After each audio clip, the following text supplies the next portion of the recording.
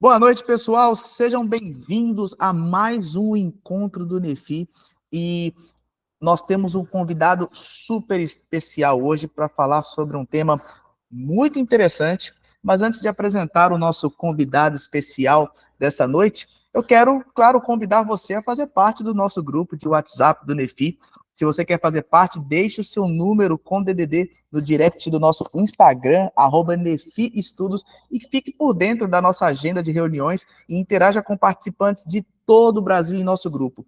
E se você ainda não está inscrito no nosso canal do YouTube, por favor, se inscreva. Núcleo de Estudos Fé Inteligente, e assista a todas as reuniões promovidas pelo NEFI. Nós tivemos a nossa 4ª conferência online do NEFI, Construindo Pontes, e nós recebemos o Arthur Jordan, recebemos o Alexander Stahlhofer, o Vinícius Couto, para falarmos sobre construindo pontes, encontrando alteridade na pluralidade cristã. Então, se você quer assistir a todas as palestras da nossa conferência e também das conferências passadas do NEFI, é só você acessar o nosso canal no YouTube e acompanhar todo o conteúdo de todas as linhas temáticas do NEFI, tá bom, pessoal? E quero aqui apresentar o meu querido amigo Gidalti Guedes da Silva, ele que é doutorando em Educação pela Universidade Católica de Brasília e professor pela mesma instituição, e autor da obra Modernidade,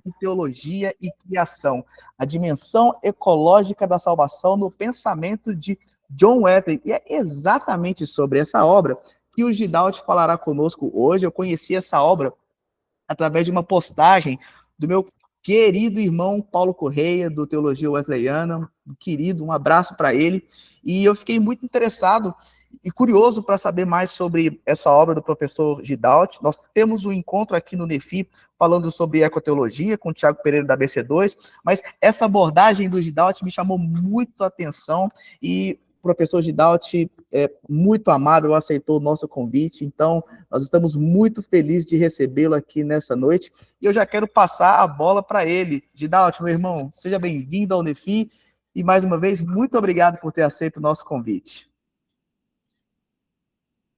Lincoln, muito obrigado pelo convite. Eu que agradeço, me sinto honrado em poder contribuir com vocês. Eu gostaria de, se possível, além do Lincoln, né, se o Taylor Barros, se o Raidson e o Sérgio, se eles puderem aparecer também, eu fico feliz. A gente olhar para o rostinho de vocês. Já mando um abraço também para os meus alunos do curso de teologia, agora, aí, do curso de teologia aqui da Universidade Católica de Brasília, um curso que eu tive a alegria de ajudar a construir, uma proposta muito rica de teologia, com foco em teologia pastoral, e que foi construída a muitas mãos, junto com irmãos também, com freis, com padres, teólogos católicos também, e a minha participação como coordenador de curso de teologia, e eles me acolheram muito bem, sendo um teólogo de tradição protestante histórica, mas o espírito acolhedor dessa instituição aqui é muito, muito grande, muito grande. E, inclusive, tem uma disciplina que eu vou pegar o link depois lá, viu, Lincoln, no YouTube, e colocar no ambiente virtual do vídeo. Esse vídeo aqui eu vou colocar no ambiente virtual, porque nós vamos... tem uma disciplina chamada Teologia do Cuidado Pastoral e Ecologia Integral. Ecologia Integral. Quando eu escrevi a obra, né, Modernidade, Teologia e Criação, é um livrinho, ele não para em pé, não, mas ele dá umas cutucadas em alguns livros que param em pé. Mas foi lá em 2006, 2007, e naquela época, quando eu escrevi, é fruto de um trabalho de pesquisa, de um curso de pós-graduação que eu fiz na Faculdade de Teologia, em São Paulo, da Igreja Metodista. E é interessante como que, depois, em 2011, eu resolvi publicar, porque eu vi realmente que nós estávamos numa carência sobre reflexões que abordam esse tema. Naquela época, nós não tínhamos os escritos de muitos teólogos de hoje, que já aprofundaram essa temática. Quem discutia muito sobre esse assunto na época era o Carlos Suzin, mas o primeiro realmente que botou banca para discutir esse negócio foi Jürgen Moltmann. Jürgen Moltmann, na obra Teologia da Criação.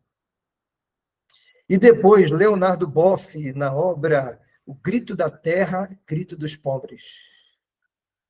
Então, o Moltmann e o Boff foram os primeiros brasileiros a se aprofundarem nessa temática. Aliás, o Moltmann é alemão, né?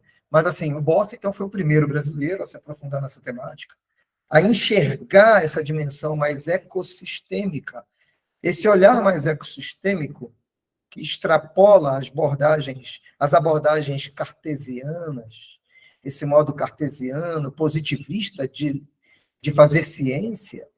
E, olha, eu vou brincar aqui com esses termos.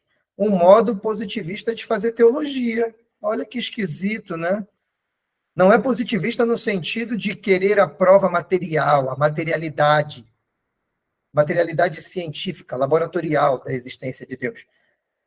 E isso não chegou a ocorrer tanto, apesar daqueles livrinhos, e Deus tinha razão. Parece que todo mundo, no fundo, quer a aprovação da ciência cartesiana para a existência de Deus. Eu acho isso uma falta de propósito. Eu acho que a teologia tem mais o que fazer do que ficar procurando aprovações do cartesianismo para a existência de Deus. Mas, no mundo secularizado, a teologia se viu obrigado a sair daquele cantinho, assim, que ela foi relegada a um cantinho, escanteada. Ela perdeu prestígio na sociedade moderna. Eu vou falar mais sobre isso já já. Mas o fato é que me senti muito motivado na época a estudar sobre esse tema. Eu era um teólogo noviço, né? Eu me formei na Faculdade de Teologia em 2003, 2002, com TCC, colação de grau, tudo em 2003. E aí fui para Rondônia trabalhar lá. E eu morei na Amazônia a minha vida inteira, praticamente. Assim, uma parte boa da minha infância foi em Belém do Pará, por isso que eu falo chiado. E uma parte boa também foi em Rondônia, o primeiro lugar que eu fui designado, né, com nomeação episcopal para a igreja local, para tomar conta, para cuidar. Então, são dois lugares que sempre me falaram muito, me falaram de criação, me falaram de uma criação que geme, como, né, já aborda Romanos, mas uma criação que geme, que diz, para de descuidar de mim, para de me maltratar, eu quero resgate. A criação clama pelo resgate salvífico, né? Ela clama também. Mas vamos caminhar aqui, eu vou compartilhar com vocês alguns slides para provocar. Né? Não dá para trazer, assim, todos os aspectos o que abordei no livro, mas, opa, vamos ver aqui. Muito bom. Maravilha. Então, vamos caminhar um pouquinho aqui nessa discussão. Primeiro, eu quero continuar um pouquinho falando quem sou eu, né? Teologicamente, existencialmente. É interessante isso. Eu venho de uma tradição pietista clássica.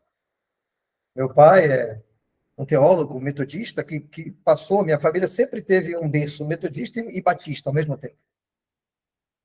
E meu avô era metodista, minha avó batista, e eles foram ecumênicos nesse sentido por mais de 50 anos de casamento, até que meu avô veio a falecer. Isso nunca foi problema para eles. Apesar da minha avó ser daquelas batistas que, meu irmão, era roxa, né? Qualquer forma alternativa de ser batista, ela não aceitava. Tinha que ser batista daquele jeito, inclusive. Mas ela, com meu avô, tinha um respeito profundo, uma comunhão profunda. E ele, como metodista, e meu pai, e eu, enquanto minha mãe também é uma teóloga, pastora. Então, nós transitamos até que realmente a minha formação teológica se concluiu na Igreja Metodista. Na Igreja Metodista. E eu fiquei muito feliz com esse acontecimento. Porque lá no contexto ainda batista, eu comecei a fazer seminário e descobri um negócio chamado Teologia de Missão Integral da Igreja.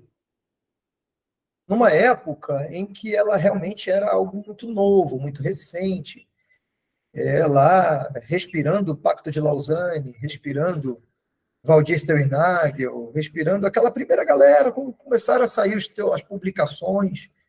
A primeira vez que eu ouvi falar de uma teologia, de uma ecoteologia, foi no livro Missão da Igreja, do Waldir Sternhagel.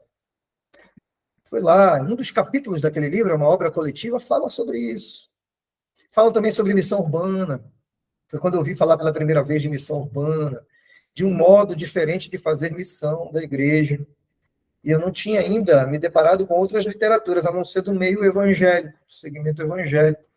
Porque o seminário que eu fazia, ele privilegiava mais essa literatura. Mas depois, por causa da teologia de missão integral da igreja, eu acabei bebendo em alguns textos dos nossos irmãos luteranos. Né? Os luteranos tinham uma abertura mais ecumênica, dialogavam, inclusive na hora de escrever seus textos, eles dialogavam bastante com sociólogos, com antropólogos, com as ciências humanas, para que essas ciências nos ajudassem a fazer teologia. E isso, às vezes, me deixava confuso, porque nós temos dois paradigmas básicos da teologia na história. Né? A teologia de cima para baixo, a teologia de baixo para cima. A teologia de cima para baixo, ela ignora a mediação da cultura. E ela trata a sua construção teológica como um desígnio dado por Deus, independente da cultura que nós estamos.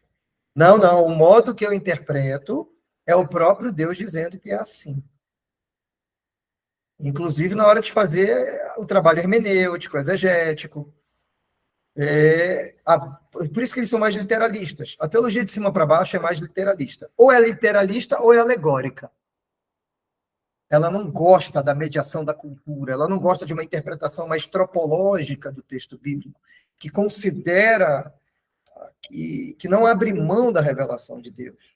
E, ao mesmo tempo, não abre mão da mediação da cultura na interpretação desse Deus que se revela. Veja aí. E a teologia de baixo para cima é essa teologia. Não é uma teologia que considera Deus como mera construção humana. Não é isso. Não tem nada a ver. Não é isso. Essa teologia reconhece, nós chamamos no século XX isso, da virada antropológica. Para os católicos aconteceu com Karl Rahner. Para o protestantismo aconteceu especialmente com Paul Tillich. Mas antes nós temos o próprio Kant discutindo teologia à luz da razão. Tem um livro do próprio Kant sobre isso. E depois vem o Kierkegaard, como um grande existencialista que era teólogo cristão. Mas quem faz essa virada antropológica com muita perícia é Paul Tillich e Barth.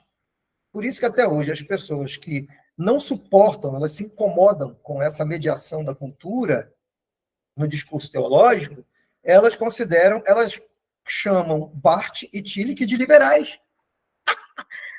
Eles não são liberais, eles são neo-ortodoxia, que é justamente uma ortodoxia, não abre mão desse Deus que se revela com graça e amor. Não abre mão.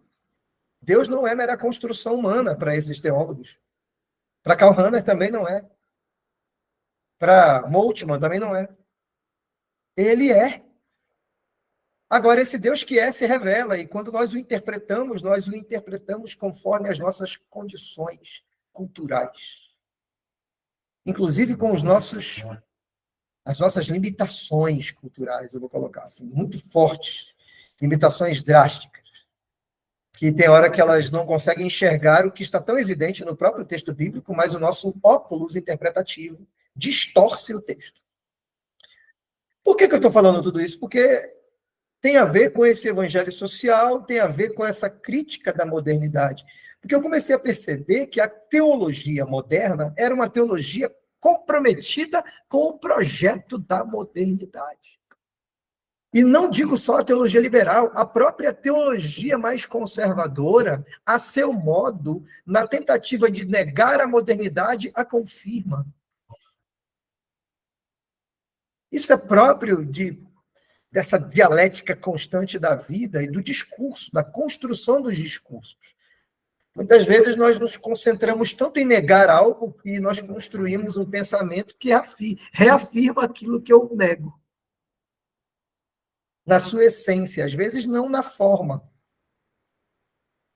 no discurso aparente.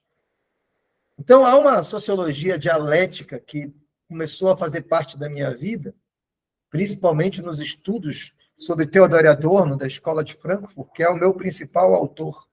Como que alguém que acreditava na divindade e, ao mesmo tempo, construía toda uma teologia da desconstrução da modernidade como ideologia que subjaz o próprio método científico, como uma ideologia que compromete a nossa sensibilidade humana, a capacidade de perceber as coisas.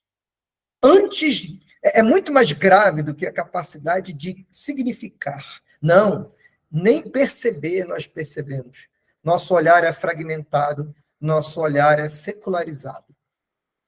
Nós fragmentamos o que está diante de nós e que nunca será compreendido de forma fragmentada, porque o ser se revela na sua integralidade.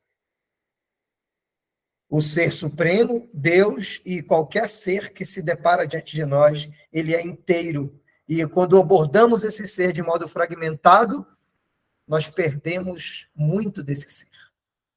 Nós deixamos de desfrutar de coisas maravilhosas desse ser. Por isso que a teologia, ela está sempre sob mediação da cultura. A revelação é um ato comunicativo que se dá na vida por meio da experiência cotidiana do povo de Deus. Tem até um grande biblista católico, eu bebo nos protestantes, nos católicos, eu não tenho problema com nenhum deles. Gosto de olhar para fora da placa da igreja, desses limites ignorantes que nós firmamos no decorrer da história. Então, uma teologia à luz da Bíblia não deve tomar a palavra como ideia abstrata, como conceito único e imutável, mas sim como uma forma de expressão da existência humana, por trás das palavras, esse é o segredo. Qual é a vida que o texto revela? Qual é a vida que o texto revela? Essa é a pergunta que eu faço quando eu me deparo com um texto bíblico e vou para o contexto histórico e esse texto está falando de que vida, de que experiência humana que foi registrada no texto, sob inspiração divina, nenhum problema com a doutrina da inspiração, mas é registro mediado pela cultura. A teologia sob a mediação da cultura é uma teologia quando a palavra ela nomeia as coisas, pois o nome é a realidade enquanto inteligível. A palavra é a expressão de pensamentos, intenções, projetos, decisões, sentimentos. É discurso inteligível. Esclarece o sentido das situações vividas. Nós vivemos situações e esclarecemos isso. E nesse ato de esclarecer, nós registramos, impactados pela graça de Deus. E assim vem a Escritura. Por isso a teologia está sempre no laboratório da história. E você pode perceber, Lincoln, Sérgio e Hailison, né, e demais que vão ouvir essa palestra depois pelo YouTube, e meus alunos também, que a compreensão de Deus ela não é estática, ela tem mudado no decorrer da história. Claro que algumas doutrinas a igreja estabeleceu, ela afirmou, ela falou, opa, não toca nisso aqui, tá bom? Porque o credo apostólico, se negar, aí tá difícil, né? Então, assim, tirando o credo apostólico, mas até mesmo os desdobramentos desse credo apostólico, Tem várias variantes, tem muitas variantes doutrinárias, formas distintas de compreender isso. E agora, o que a gente faz? A gente tenta estabelecer só uma forma, eu não tenho problema nenhum com a pluralidade das interpretações. São necessárias. Toda vez que você tentar cristalizar Deus num conceito apenas, você está idolatrando o conceito. Tem que fugir dele. Aliás, Calvino fala sobre isso, né? A idolatria da palavra, do conceito sobre Deus. O problema é que, às vezes, os reformados, os reformistas falavam algumas coisas que as gerações futuras esqueciam. E aí brigavam categoricamente por conceitos cristalizados dos próprios autores reformistas, da reforma da igreja. Ai, ai. Então, a teologia está no laboratório da história. E a modernidade ela está presente pela revolução científica, pela revolução industrial capitalista, pela revolução urbana, pela revolução educacional. Tudo isso. E todos esses processos revolucionários, eles partilham em algum momento de uma coesão, de uma coerência ideológica, uma coerência. Quando eu digo ideológico, não é ideológico partidário, é algo mais profundo ainda. É um ideológico que subjaz o método, é a maneira de compreender e de conhecer a realidade. Que vai lá desde o cartesianismo. Então, você tem um modo, é chamado de esquematismo moderno. E esse esquematismo moderno, ele é secularizador. E vem o ponto-chave aqui, desse livrinho que eu escrevi. É o conceito de secularização. Enquanto Deus era pensado como sujeito absoluto, o mundo tinha de ser visto como o objeto de sua criação, conservação e salvação. Mas isso é num contexto medieval, ok? Depois, quanto mais Deus era pensado de modo transcendente, o que é o Deus de modo transcendente? É um Deus que não está na criação, ele só criou, é o Deus relojoeiro, né? Lá do deísmo em inglês. Você criou, ele criou, estabeleceu as leis da natureza, deu corda e falou, vai. E cadê ele? Não está aqui. Onde ele está? Ele está no céu, mas fala com a gente pelo Espírito. E como é que é esse trem? Naquela época, fora do contexto dos avivalistas, fora do contexto pietista, né? Do pietismo e dos místicos medievais, no contexto católico, fora desse contexto, Deus se revelava pela materialização da Eucaristia e também pela doutrina rígida da Escritura, da palavra. Não havia uma concepção de Deus que se experimenta, um Deus que é experimentado. Quem vai falar disso lá atrás? São os místicos medievais, Catarina de Siena, né, que vão influenciar o surgimento do pietismo, e o pietismo influencia o surgimento dos movimentos avivalistas, dos avivamentos, e da doutrina pentecostal depois disso, e com os carismáticos no contexto católico. O fato é que essa busca de um Deus que é sentido, experimentado, de um espírito mais presente, e que também está na criação, olha aí, essa busca, havia uma tensão muito grande sobre isso. Até porque os próprios avivalistas não eram aceitos. Os avivalistas, essa coisa do Deus que se sente, isso aí era quase heresia. Né? Eu não estou nem falando da doutrina da segunda bênção do Espírito Santo lá. Não estou nem entrando nesse mérito. Era um Deus racionalizado. Um Deus racionalizado. E esse Deus racionalizado não está aqui, porque não podemos confundir com o panteísmo. Tinha um medo do panteísmo que pegou Deus e botou lá na esquina. A criação está aqui, ele criou tudo, ele é a semente do Logos, o Logos espermaticoi, né, na cabeça lá de... Esqueci um pai da igreja, um dos pais da igreja, que falou sobre a semente do Logos, anos 150, 155. Foi a época da morte dele. Depois eu me lembro. Mas assim, então, era tanto medo desse Deus que está na criação, que não, ele não está, não. Até porque o mundo moderno precisava tirar Deus da criação para poder expoliar a criação, para poder saquear a criação.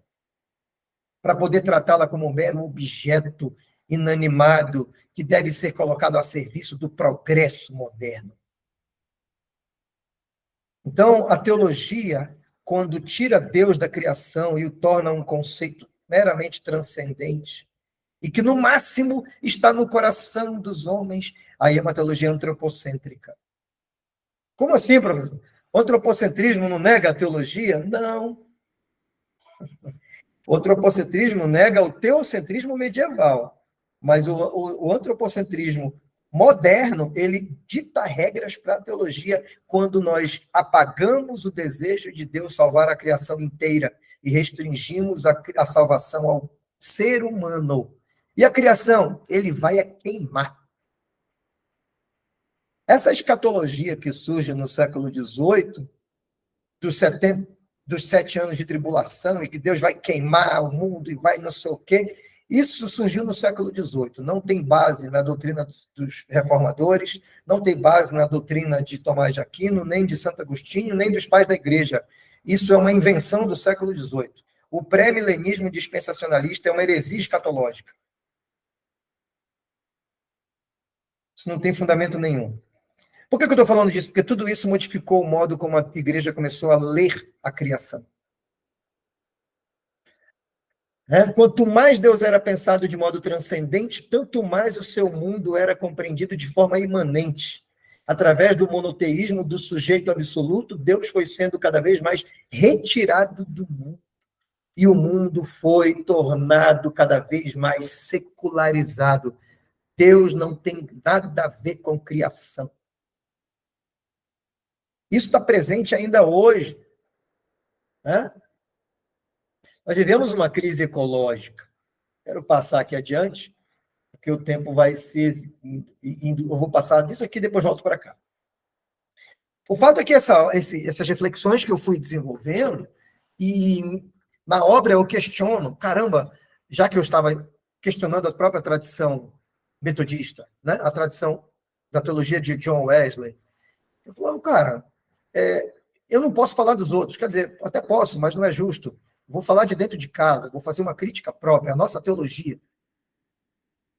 Como é que os fundadores, né, como é que no século XVIII o metodismo pensava a criação?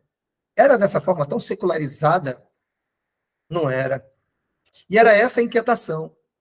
A minha inquietação é, sou eu agora, no século XXI, que estou tentando impor sobre a doutrina wesleyana um modismo, uma tendência teológica agora nós somos ecologistas cristãos e precisamos achar fundamento para isso de qualquer jeito. Lá na doutrina dos fundadores. É isso que a gente faz, é muito comum acontecer isso.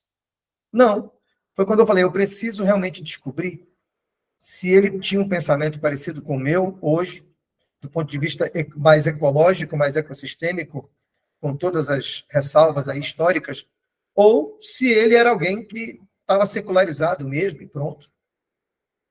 E a descoberta é que não, ele tinha uma cabeça muito mais aberta, muito menos secularizada do que a que nós temos hoje. Então, John Wesley tem, sim, fundamento para reestabelecermos a criação no próprio método teológico. A questão é como fazer teologia e qual o lugar da criação no método teológico. Primeiro ponto, a criação, ela combate o antropocentrismo teológico. Teológico. Compreendemos o Deus que se revela na criação e que deseja salvar o mundo criado.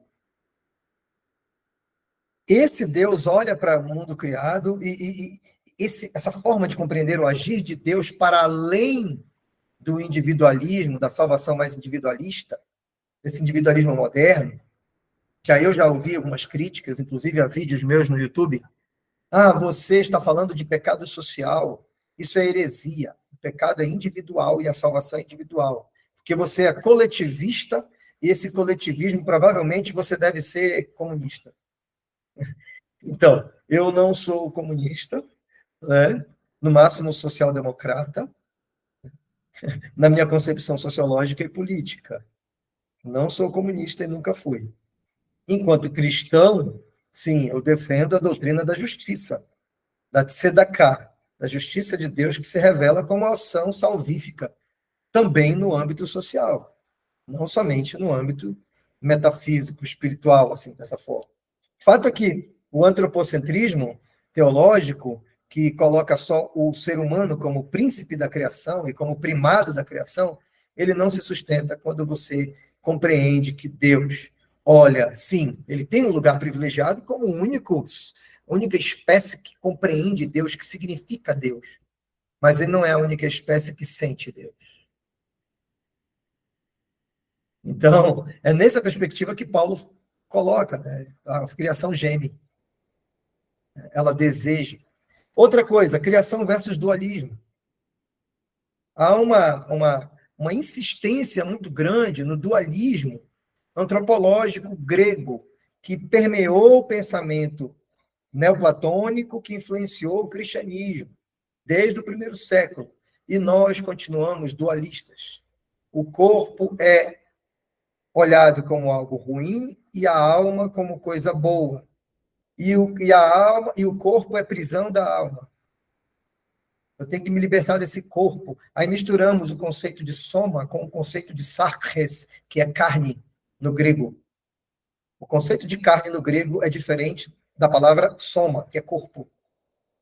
Por isso que para os judeus no Antigo Testamento não havia distinção, era muito simples, muito leve para eles manifestar a sua fé por meio do corpo, da dança, da festa, porque eles não entram no dualismo antropológico grego como nós entramos, cristãos, e o dualismo antropológico nos separa do corpo, da materialidade, busca uma teologia que fala para a mente, para o sentimento, para a lágrima, para o choro, mas que ignora a materialidade dessa teologia, né? E, por fim, criação versus individualismo. Não dá. E a dimensão ecológica da santidade operada no ser humano. O ser humano, ele, quando nós buscamos a santidade, e esse é um tema muito precioso, desde a teologia católica, medieval, né? Desejos piedosos, pia desideria, de Thomas Mintz, não é Thomas Mintz, é de Thomas Kemp. Thomas Kemp, Desejos Piedosos. Era um monge católico que influenciou Lutero, que influenciou John Hus, que influenciou os reformadores.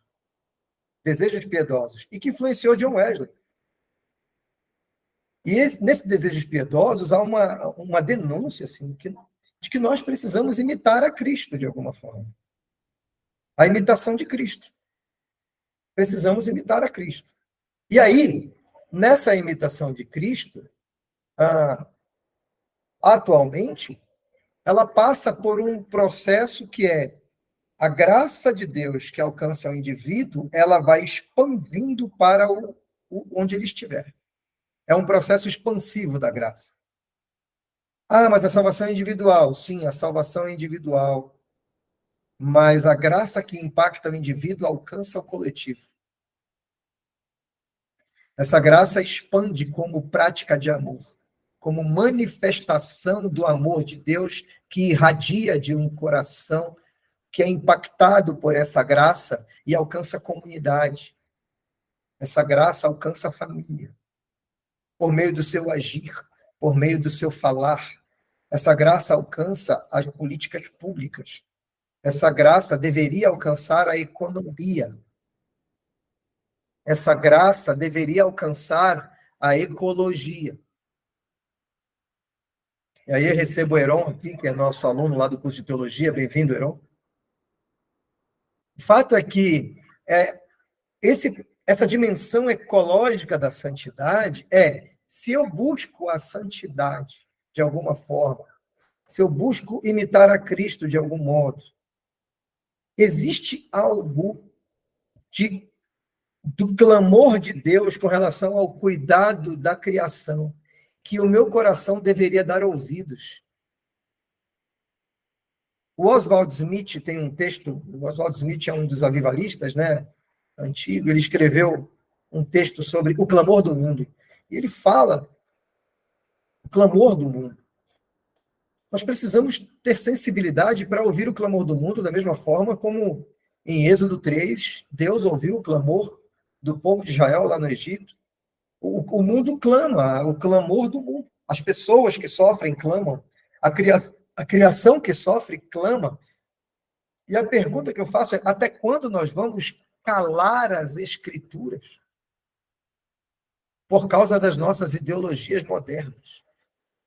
Até quando a Escritura vai ser silenciada pelo nosso desejo de progresso a todo custo? Pelo nosso desejo de expoliar a criação de Deus, de expoliar o próximo, de expoliar o próprio ser humano? Até quando nós vamos silenciar as Escrituras? Olá, Catarina, Oi, bem-vinda. professor, tudo bem? Tudo bem, Catarina? Desculpa o Catarina, não atraso, sei professor. bem. Hã? Desculpa o atraso. Tudo bem, seja bem-vinda, Catarina. Obrigada. De terça-feira, eu tenho missa, né? Então, eu Sim, sim. não fui correndo, fiquei lá rezando para o padre logo, e o padre fazendo hora. Mas deu tempo de eu pegar a aula. Muito bom. Hoje nós estamos numa palestra no NEFI. O Lincoln é o coordenador de um grupo de estudos.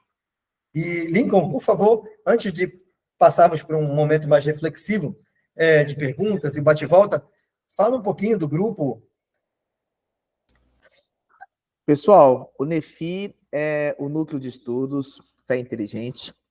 É uma comunidade dialogal que funciona através de várias linhas temáticas. Então, nós temos a linha temática de estudos bíblicos, ciência e religião, história e cristianismo, filosofia e cosmovisão cristã e também feminilidade bíblica. Todos os nossos encontros são gravados e disponibilizados posteriormente no nosso canal do YouTube, né? Núcleo de Estudos Fé Inteligente. Só se inscrever lá no nosso canal do YouTube, e cada linha temática promove um encontro por mês. Então, sexta-feira tem encontro da linha temática de História e Cristianismo, com a Manu, tem também reunião da linha Arte e Fé, que é a nossa nova linha temática, né, aqui do NEFI também, com a Bianca Martins, tem palestra do Rodolfo Amorim no final do mês também, dia 28. Então, nós temos as linhas temáticas, e além das linhas temáticas, nós convidamos também, né, outras pessoas, temos nossos convidados especiais, como o professor Gidaldo, que está conosco hoje, para falar sobre temas relevantes para a igreja brasileira, temas que nos fazem pensar, temas que muitas vezes não são abordados nas igrejas locais e que nós entendemos ser de suma importância essa reflexão, esse pensar a respeito desses temas. Então, por isso é que o NEFI foi criado e essa grande comunidade dialogal, interdenominacional, graças a Deus por esses 3 anos e meio de existência do NEFI, eu agradeço muito a Deus por isso e também a cada pessoa que participa conosco, interage conosco nos nossos encontros, que assiste os nossos encontros, né, também pelo YouTube, as gravações. Então, basicamente, esse é o NEFI, é uma comunidade dialogal que promove discussões acerca da cosmovisão cristã através de linhas temáticas. Basicamente, é isso. Muito bom. Muito bom, obrigado, obrigado. Eu quero só corrigir aqui. O Pia Desideria, Desejos Piedosos, é do Spener, Philip Jacob Spener, que é um pietista do século, se eu não me engano, não estou lembrado aqui, Jacob Spener, eu acho que é século XVII, se eu não me engano. Tá? E a Imitação de Cristo, sim, é de Thomas Kempis. Só, eu fiquei em dúvida na hora, eu vim corrigir aqui essa informação. Bem, nós estamos abordando hoje, Catarina, um tema que está vinculado a um livro que eu escrevi há muitos anos, o livro chamado Modernidade, Teologia e Criação. E nesse livro eu discutia o impacto da cultura moderna e como ela deturpa a nossa compreensão de Deus, como ela deturpa a nossa compreensão da criação. A sociedade moderna, da maneira secularizada que ela entende a criação. O que é a secularização? E aí eu queria caminhar para depois a gente... Acho que o tempo já está bem avançado, né, Lincoln? 46. Sim, mas pode ficar à vontade, professor. Pode Ok. ver mais aí. Mas, assim, uma coisa importante sobre secularização, né? Quem estuda a secularização, muito forte, um dos discípulos do Weber, o Henrique Dussel. Né? O Dussel foi discípulo do Weber. E ele fala que a secularização ela é quando a cultura, veja, não é só os intelectuais, é quando a própria população, a cultura coletiva, a cultura mesmo, o Durkheim chamaria de consciência coletiva, outros autores hoje em dia chamaram de imaginário, né? O imaginário da população, tal. Eu vou trabalhar assim, a cultura. Quando a cultura de um povo, quando ela esse povo para de interpretar o seu cotidiano a partir da fé. E ele interpreta o seu dia a dia a partir das explicações da ciência. Por exemplo, vai chover sábado? Não sei, Deus que sabe. Ninguém faz mais isso, ninguém responde mais assim. O camarada pega o aplicativo e ele pega os dados meteorológicos, que estão todos catalogados no aplicativo, direitinho, organizados, e ele vai ver se vai chover ou não.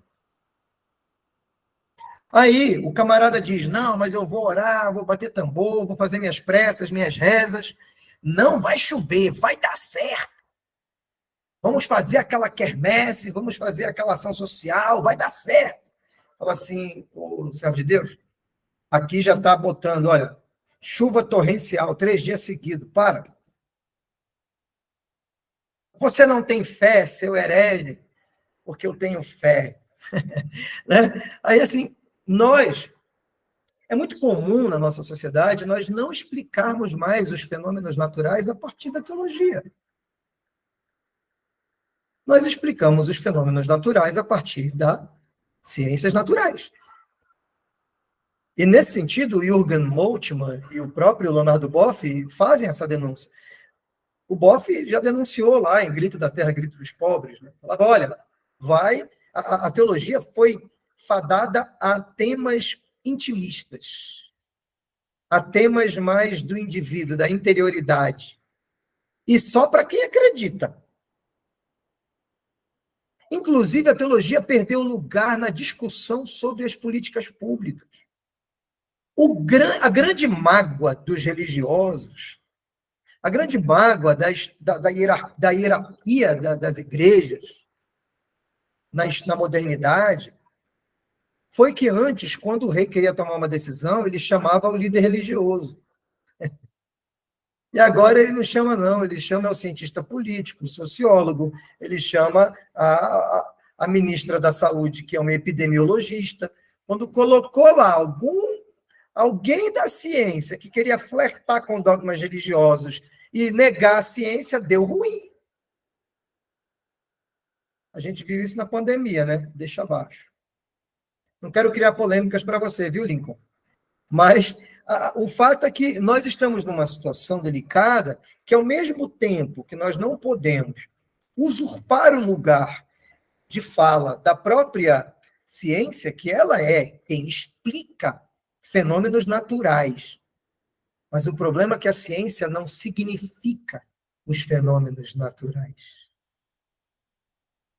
Ela explica o que acontece com a célula, com isso, com aquilo outro. Agora, quem busca sentido nessas explicações, e um sentido que extrapola a mera explicação biológica da coisa, e que mostra, e que nos responsabiliza como sociedade, que nos mostra um sentido, que nos aproxima da ética, é a filosofia e a teologia. A filosofia faz isso. O grande clamor do século XX foi pela busca da reconciliação da filosofia com as ciências particulares. Esse é um clamor da escola de Frankfurt desde a década de 30. Esse é um clamor da fenomenologia de Edmund Husserl. Esse é um clamor do próprio Kierkegaard. Essa é uma denúncia do Nietzsche. Nietzsche não comemorou a morte de Deus. Nietzsche não, ele só constatou, ele falou, vocês mataram Deus, Deus morreu, e quem matou foi vocês, a sociedade moderna secularizada, porque vocês afastaram de Deus do debate público. E foi conveniente afastar Deus do debate público, porque como é que eu vou ser esse capitalista que exclui, capitalista excludente, daquele que explora até dizer chega? Como é que eu vou explorar o meu irmão, a minha irmã, até dizer chega, se eu pegar o conceito bíblico e trouxer para o meu trabalho? Não dá, é incompatível. Eu preciso me tornar meio que... o Erich Fromm chama isso de esquizofrenia moral. Eu secciono, eu falo, as doutrinas religiosas e a moral religiosa é para dentro da comunidade de fé.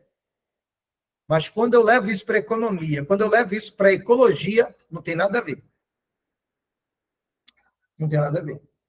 Então, há uma incompatibilidade muito séria entre o pensamento moderno, nosso desejo de continuarmos legitimando ideologicamente as nossas ações como uma sociedade capitalista excludente e um conceito de progresso moderno baseado na exploração irresponsável da natureza, para poder legitimar esse modo de vida, nós afastamos a teologia da vida pública e da ecologia. E aí, nesse sentido, é uma denúncia que eu faço, né? Eu peço compreensão se tiver alguém que não concorda, achar que eu estou meio herege na minha fala, eu peço que você ouça com carinho e reflita depois com mais calma, tá bom? Eu estou pensando já em quem vai nos ouvir no YouTube depois, para que você tenha... não me crucifique tão prontamente, não tenha tanta pressa. Entenda essa fala como uma denúncia, e uma denúncia profética no sentido bíblico do Antigo Testamento, da denúncia mesmo, do profetismo bíblico que diz, nós estamos errando. Nós estamos errando. E aí eu preciso... quando eu leio hoje a Laudato Si, quando eu leio a Laudato Si do Francisco, do Papa Francisco, parece que eu estou sendo chacoalhado pelo Evangelho.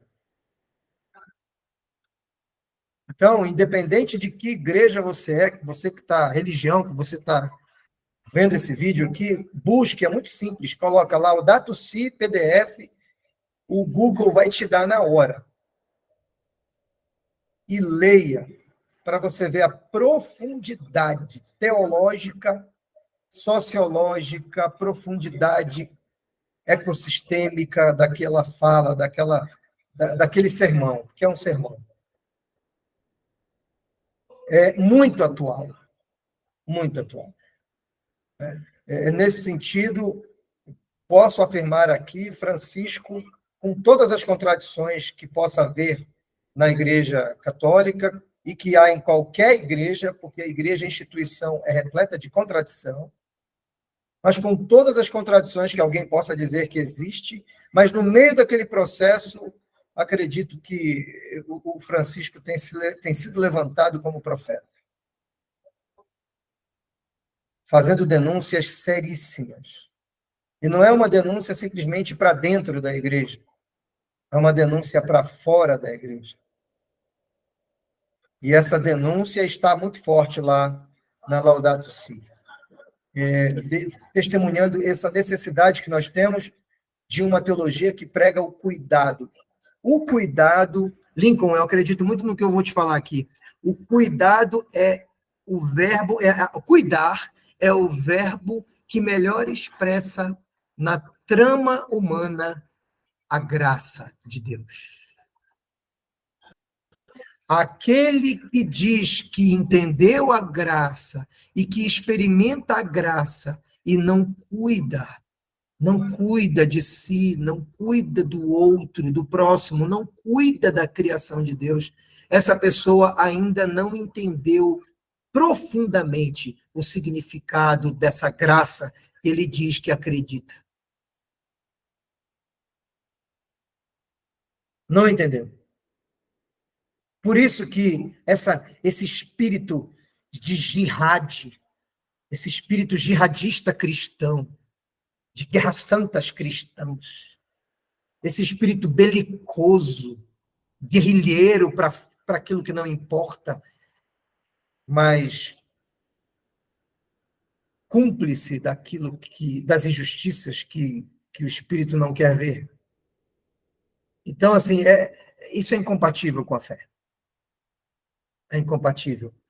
E eu queria terminar com uma coisa que me incomoda muito, mas que mudou minha vida, mudou minha vida. Eu estudei em alguns seminários. Estudei em seminário batista, em seminário metodista, estudei em seminário ecumênico, com professores e colegas freiras e professores evangélicos e católicos. Passei nos 3 seminários antes de realmente fazer minha faculdade de teologia. A minha turma foi a turma 01 reconhecida pelo MEC no Brasil, lá na Faculdade de Teologia em São Paulo. Né? Foi na mesma época que a EST, de São Leopoldo, também teve o seu primeiro curso reconhecido pelo MEC, a Faculdade de Teologia em São Paulo estava junto. Mas antes de estudar lá, eu estudei num seminário ecumênico e eu estava num momento muito bonito assim de descobertas. E eu li 2 livros, um livro e tive uma experiência que mudou minha vida. O livro que eu li que mudou minha vida, podem anotar aí, Catarina, pode anotar, é O Espírito Santo e a Libertação, de José Comblan. O Espírito Santo e a Libertação, de José Comblan. Nessa obra eu fui impactado poderosamente. Naquela obra eu percebi que existe no coração daquele que se abre para Deus, existe uma vocação, um chamado, e esse chamado se revela como uma indignação ética, e ela é um elemento a priori da nossa existência. É como se fosse um elemento que constitua a própria consciência. Então, toda decisão tomada necessariamente vai levar em conta aquela indignação ética. Professor, e fala assim, de novo o nome para mim. José Comblan, O Espírito Santo e a Libertação. Então, aquele que se converte a Cristo, mas não entende a indignação ética, não se converteu ao próximo. A indignação ética é a marca existencial das pessoas que se convertem ao próximo. Então, você não aguenta. Você vê situações e não consegue calar. A tua alma grita, porque o que grita dentro de ti é o Espírito indignado. E se o Espírito Santo habita em nós, então precisamos ouvi-lo na sua indignação, quando ele olha para a opressão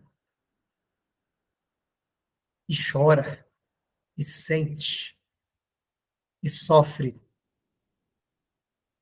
Então, aquele que não entende isso e abraça a doutrina individualista do mundo, do Deus para todos e cada um por si, não entendeu a essência do Evangelho. Não entendeu. É um evangelho secularizado, um evangelho fragmentado, um evangelho esquizofrênico do ponto de vista ético, do ponto de vista moral, como diria Erich Fromm. Ele é esquizofrênico porque para o privado tudo vale, para o público nada vale. Laissez-faire, laissez-passer para a dimensão pública da vida, e na dimensão privada, toda vigilância possível.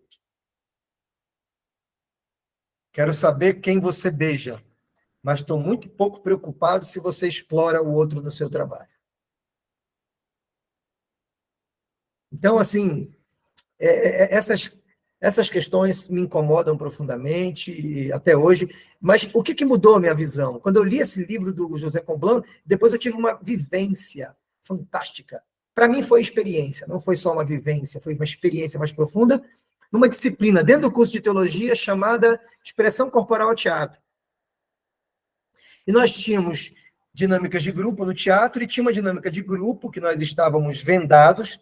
Já vou advertir, não tinha ninguém pelado, porque Começa a falar de experiência estética em universidade, alguns, tá vendo esse povo herege?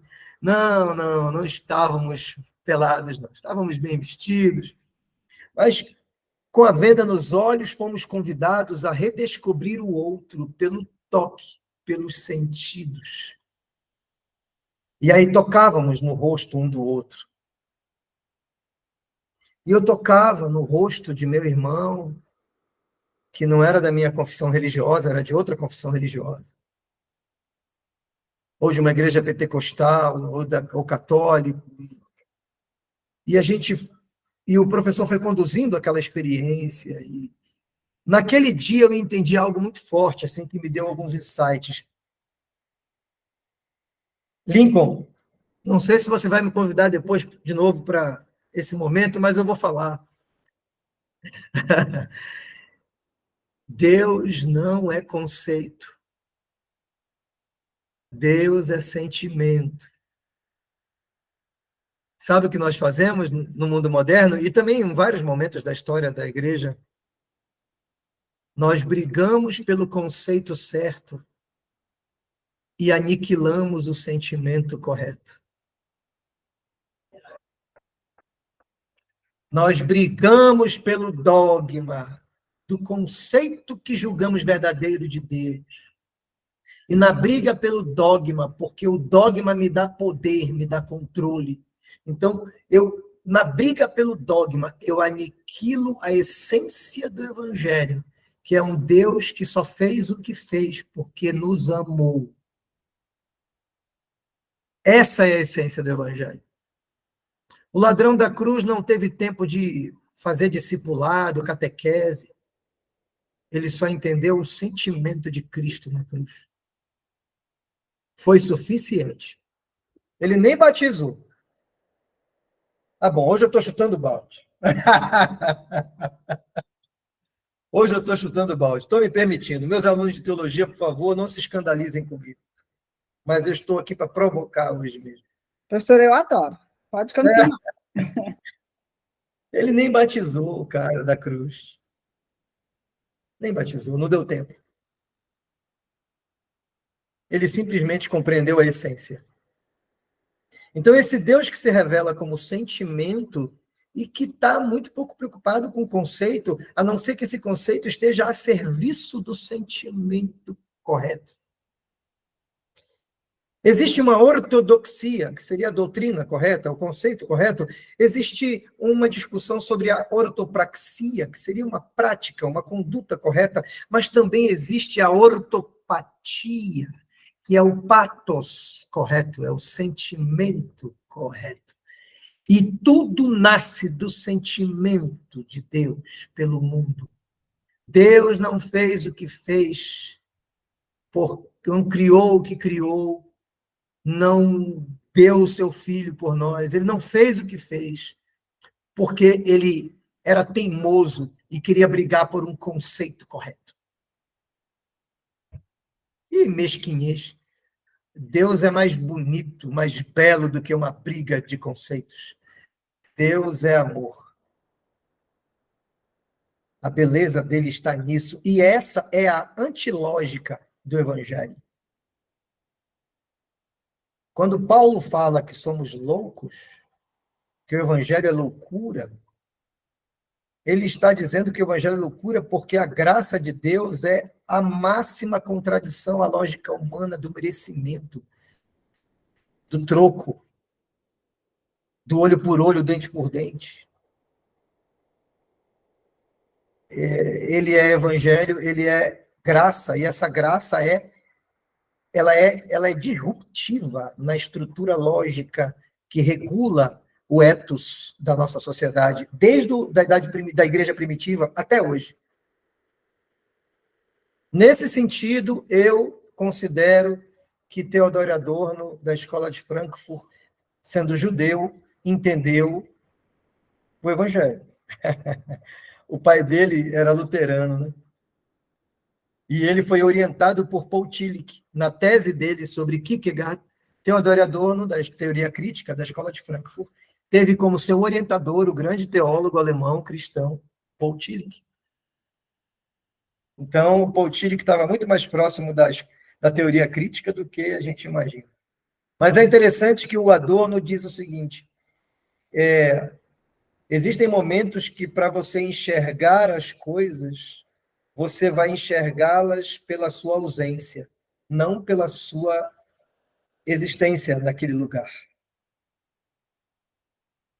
O professor que me deu aula, que encantou meu coração, também diria isso de outra maneira. Jung Mossung me deu aula na época da Faculdade de Teologia, e ele dizia o seguinte, a maior prova da existência de Deus é a sua ausência.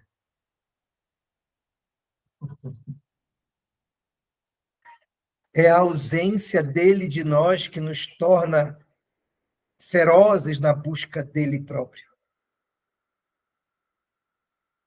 É a saudade que sentimos dele. É a ausência de Cristo na lógica do mundo contemporâneo e na teologia do mundo contemporâneo. Nós precisamos percebê-lo na ausência, naquilo que o discurso não revela, porque o discurso de Deus na Idade Moderna está comprometido pelo pragmatismo capitalista e pela secularização. Então eu preciso buscar o Deus que se revela nas entrelinhas, porque muitas vezes a essência do discurso nega a própria essência de Deus. Então, assim, é perigoso. É perigoso. A defesa que eu faço é de um evangelho que ele está numa reconstrução do discurso. E aí, eu tive uma experiência muito bonita com uma indígena. Depois que eu escrevi esse livro, eu comecei a... Aliás, antes de publicar esse livro, mas eu não coloquei essa história no meu livro. Eu devia ter colocado. Mas eu estava no 6º Encontro Nacional do Movimento Fé Política em Nova Iguaçu, Rio de Janeiro. Eu me lembro que nesse encontro eu estava representando a comitiva de Rondônia e de Acre. Do Acre foi essa índia, chamada Matsaru Shah. E em um dos saudáveis diálogos que ocorreram entre os que compunham a caravana, interpelei Matsá com a seguinte questão. Matsá, quando você precisa tirar madeira da mata, como você faz? Você vai lá e simplesmente corta? É isso? Na tora, vai lá e pá! Matsá respirou fundo, olhando desconfiadamente. Rapaz, ela olhou para mim assim, desconfiada. Desconfiada, bichinho. E respondeu, não é assim. Eu sou cristã, mas esse mais que me intrigou na análise do discurso. Eu sou cristã, mas tem que pedir permissão. Falei, caraca. Ela poderia dizer assim, eu sou cristã, por isso eu tenho que pedir permissão para Deus. Não, porque a teologia que ensinaram para ela é de um Deus que não está nem aí para a natureza. Então, ela tentou se colocar. Como é que eu abraço essa fé, mas não abandono, não me secularizo por completa? Porque a natureza ainda é encantada para mim. Aí alguém apareceria, algum teólogo de prontão, diria, tá vendo? Ela é uma herege, porque ela é cristã, mas ao mesmo tempo ela é panteísta. Oh, que heresia. Não. Eu sou cristã, mas tenho que pedir permissão. Intrigado com a resposta, eu persisti. Mas pedir permissão para quem? Aí ela ficou cismada mesmo. E meio envergonhada, meio acanhada. Ela teve uma pausa e com um jeito assim, sabe, muito desconfortável, ela me respondeu, para o espírito da mata. Infelizmente, o espírito da mata, para Matsaru Shah, não estava em sinergia no contexto da teologia cristã com o próprio Espírito de Deus. Por quê? Porque a teologia cristã que ensinaram para ela O Espírito Santo não navegava, não pairava pela natureza. Ele era um espírito transcendente, tão transcendente, que talvez ocupasse um lugar somente no coração humano. Mas por que não no coração da natureza? Porque a nossa teologia é antropocêntrica. E aí eu termino dizendo, já falei, termino algumas vezes, é que nós precisamos reconstruir a nossa relação com a natureza, e essa relação se dá por ouvir também os povos da natureza, os povos mais próximos, os povos originários que ainda não se secularizaram por completo.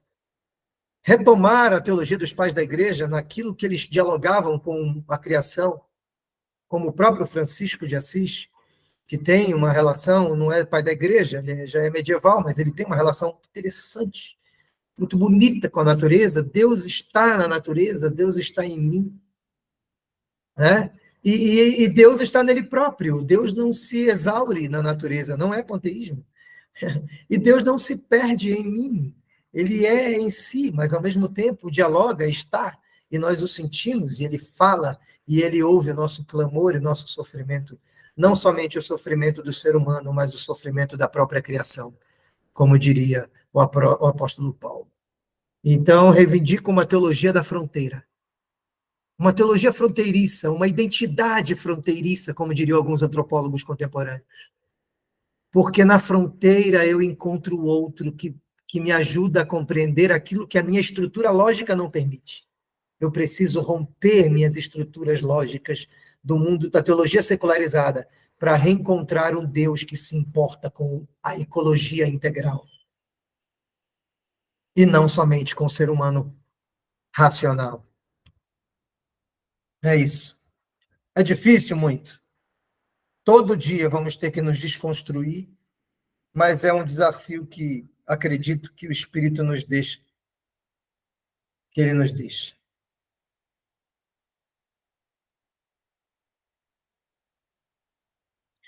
É isso, Lincoln. Espero que os membros do NEFI não se escandalizem com minhas falas. Eu sei que eu botei algumas coisas fora da caixa aqui, ousei em alguns pontos, mas a minha experiência tem me projetado, mantendo o meu coração naquele Deus da minha infância,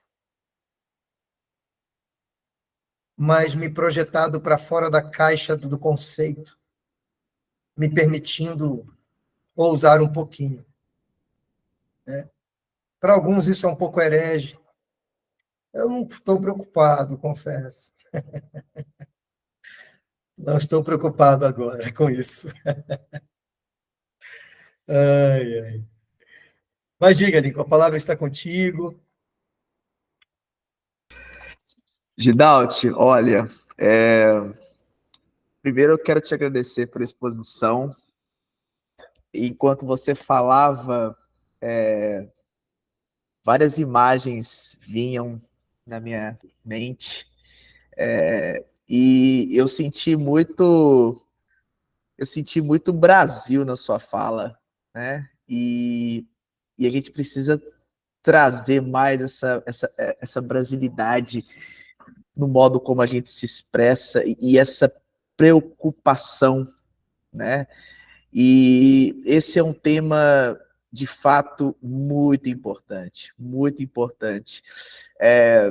Eu gostava muito de um programa, hoje ele está com um nome um pouco diferente na cultura, mas eu gostava de um programa na TV Cultura que se chamava Provocação, do Antônio Abujamra.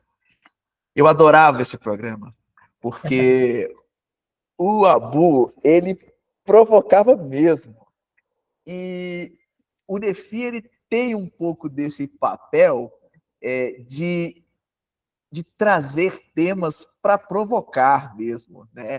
De provocar a reflexão, de provocar esse pensar, de sair da reunião do NEFI com a cabeça fritando, né? Nem vou falar... Gente, essa é a proposta do NEFI. Então, assim, primeiro eu quero te agradecer demais pela exposição, porque é isso, né? E com certeza será a primeira de muitas vezes que você estará no NEFI, não tenha dúvidas disso. E eu queria fazer para você uma pergunta que, na verdade, eu penso que é uma pergunta no sentido de saber mais a sua opinião a respeito, né? Você falou sobre várias coisas ao longo da sua exposição, né? E eu ia visualizando isso mesmo enquanto você falava. Muitas vezes, igrejas com uma visão escapista, influenciada por esse dualismo, então a igreja e o mundo, há esse afastamento, essa visão de afastamento, então o que acontece no mundo não importa para nós, o importante é que Jesus vai voltar, a gente vai todo mundo para o céu e o mundo que se lasque. Então se vê muito esse tipo de visão. Você falou sobre o processo de secularização, e nesse processo de secularização, esse afastamento de Deus do debate público, e a igreja ela relegada à esfera privada, cuja autoridade se restringe tão somente a assuntos de esfera espiritual, de assuntos ligados à espiritualidade. E você fala do cuidar como um cultivar da graça de Deus. Essa frase eu não vou esquecer jamais. E a minha pergunta, para saber sua opinião, e eu nem vou jogar isso por um contexto de igreja global, eu vou colocar no sentido de igreja no Brasil, tá? Você acredita que a igreja voltará a ser uma voz relevante no espaço público? Quais ações concretas a igreja pode assumir para esse retorno? Essas ações seriam como?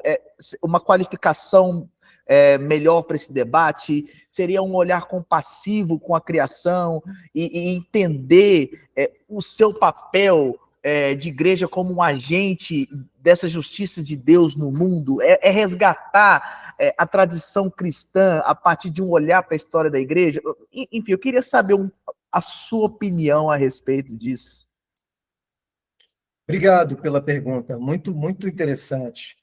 Ela diz respeito à ecologia integral, ao cuidado de Deus para o mundo e para a sociedade.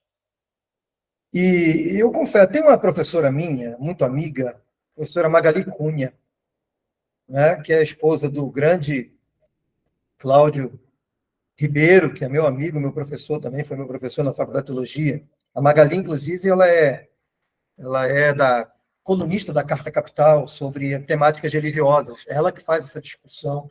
E ela estuda, há mais de 20 anos, ela estuda a bancada evangélica e também as bancadas religiosas que aparecem.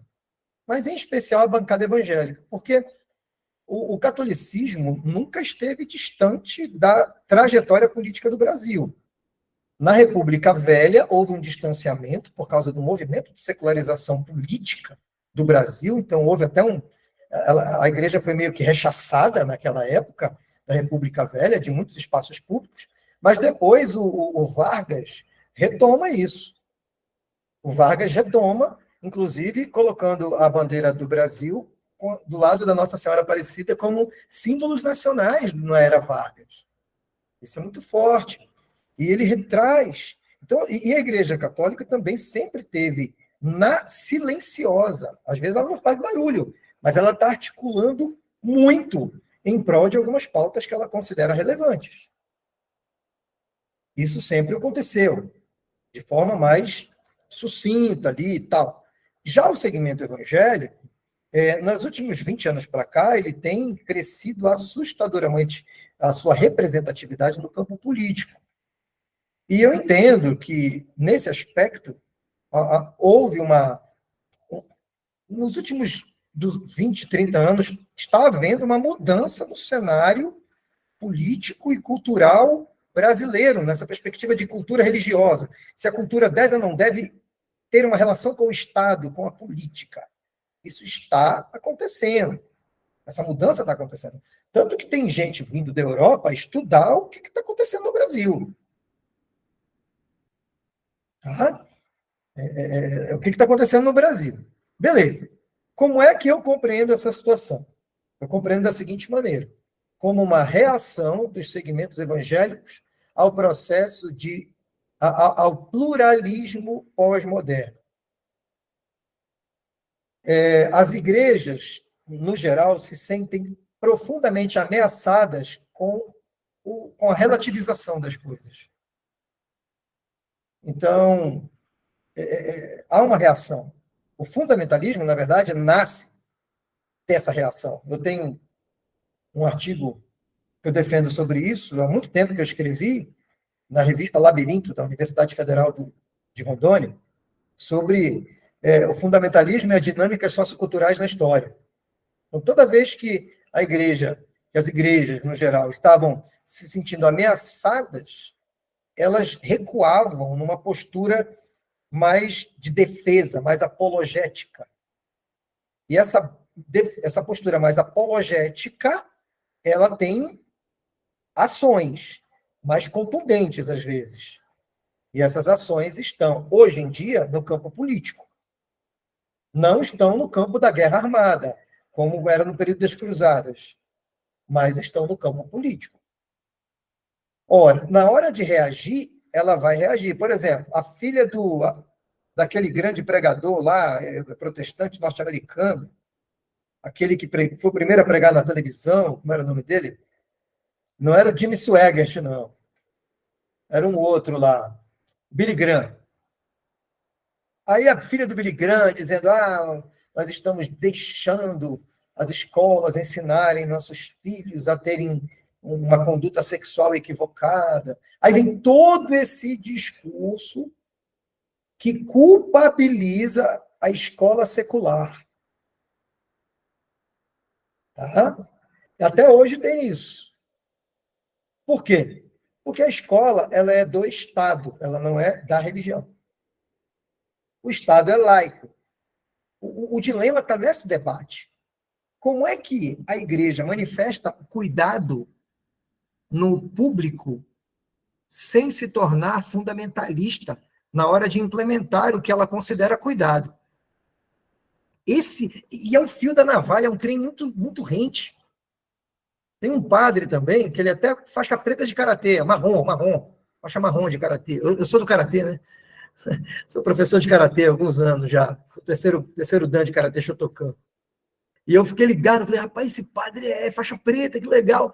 É um padre que ele é bem polêmico, bem conservador ele, Catarina. Eu esqueci o nome dele, um careca, assim. Ele é bem conservador. Só que ele é mais inteligente. Assim. Tem alguns conservadores que falta processar algumas questões cognitivas, assim, uma lógica, uma argumentação mais inteligente. Ele não, ele vem com os fundamentos e tal, mas eu entendo os limites dele. Ele tá saindo na defesa da ortodoxia, ele está saindo na defesa daquilo que ele considera fundamentos da fé, assim como muitos evangélicos protestantes também estão fazendo. O povo está meio apavorado. O Paulo Ricardo, professor? Paulo Ricardo, esse aí. Difícil esse aí, eu já fiz com ele. Ele é difícil, ele é difícil. Ele é bem conservador, mas eu já vi umas falas dele mudadas, viu, professor? Apesar dele ser conservador, ele teve que dar meio que uma adaptada, porque senão, ele ia ser linchado em praça pública. Eu já vi uma mudança de fala dele, coisas assim que ele era, sabe? Por exemplo, se você é gay e vai para o inferno, hoje já não vai mais, na fala dele.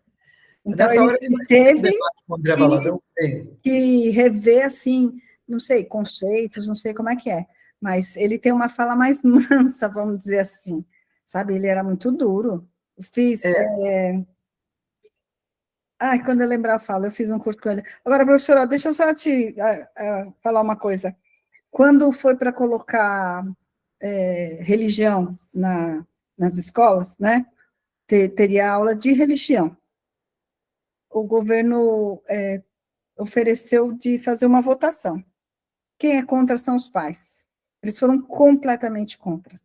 Por mais que a gente explicasse que não era aula de catolicismo. Eu fiz curso do catolicismo, aquele livrinho amarelo, fininho, com ele, catolicismo. Por mais que a gente explicasse que não era aula de religião católica, era aula para eles aprenderem o que eram as religiões, a aula era na aula de história, tinha que ser um professor de história. Nossa, Muito, muito, muito. Eles não quiseram, muito contra, e principalmente os irmãos evangélicos, de jeito nenhum.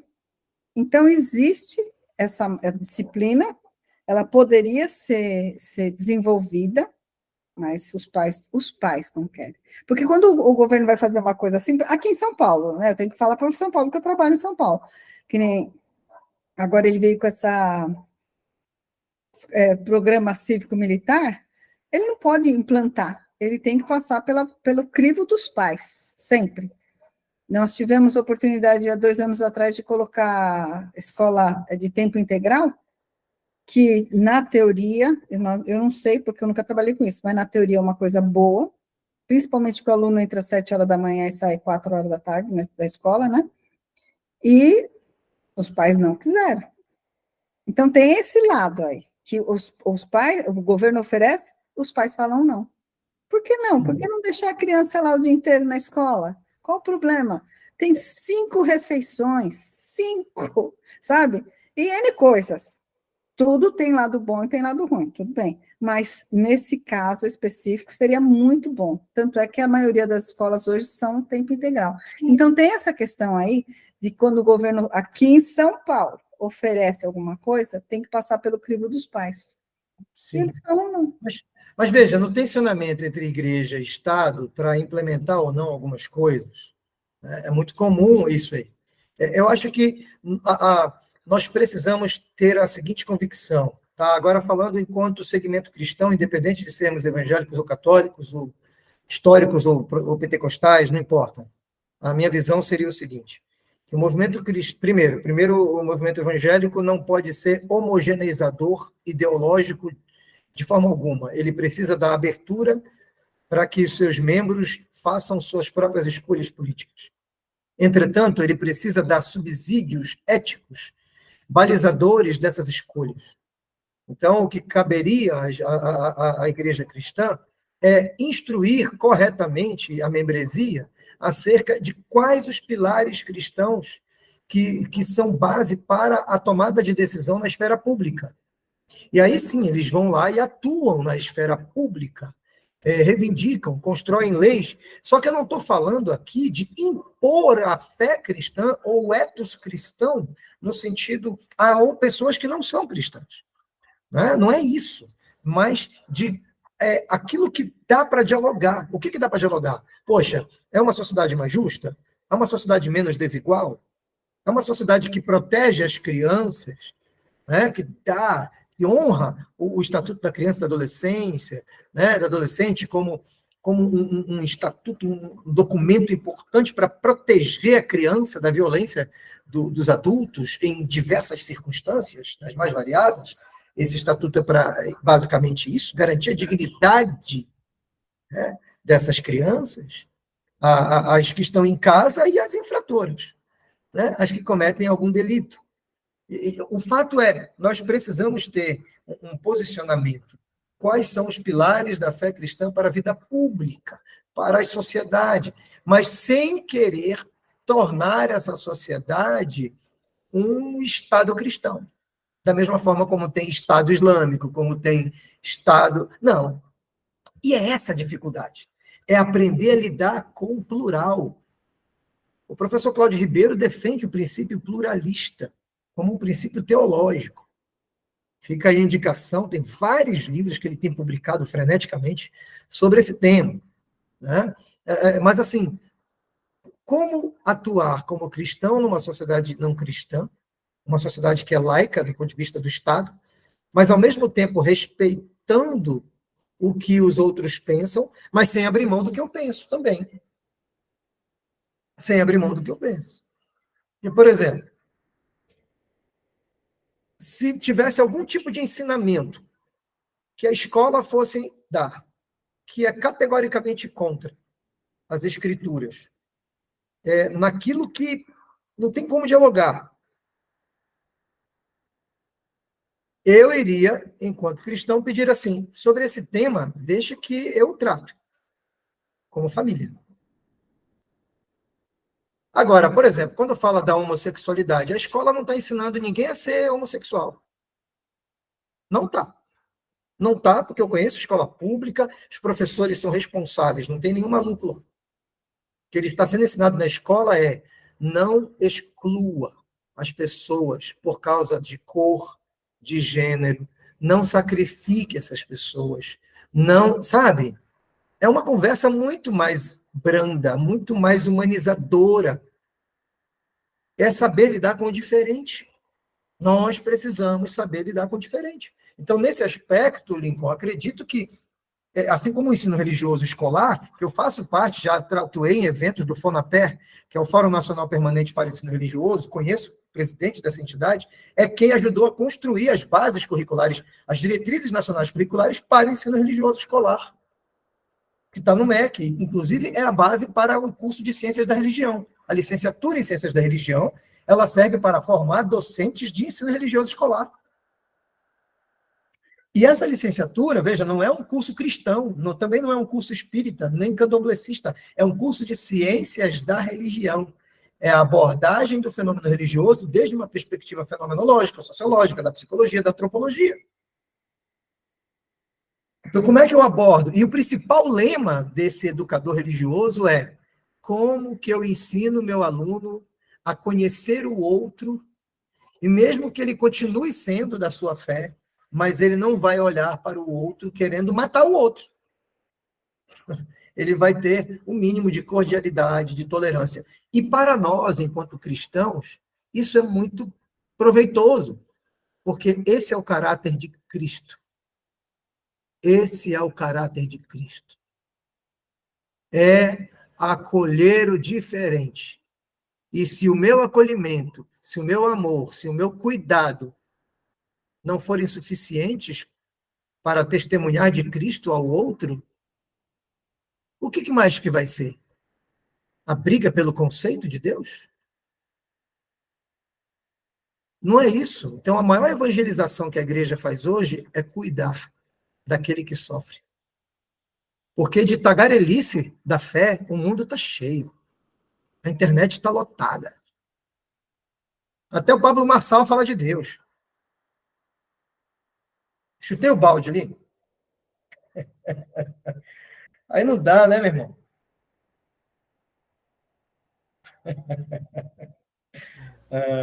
Muito bom, gente, muito bom, nossa. Pessoal, tem mais perguntas? Vocês querem fazer alguma pergunta para o professor Gidalti?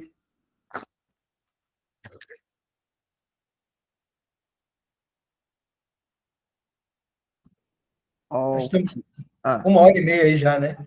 sim, sim, sim. Não, perfeito, pessoal.